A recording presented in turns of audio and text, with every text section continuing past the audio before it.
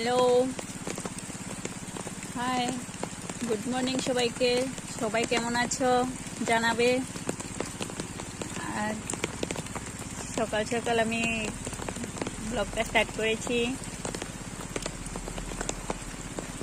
আর দেখো আমাদের বাড়ির পাশে খুব সুন্দর ফুল।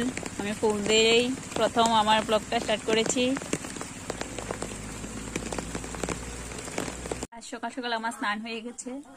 আর আমি এখন খাবো মুড়ি দিয়ে চানাচুর। এই দেখো, আর চা খাবো না। আর তোমরা কি খেয়েছো?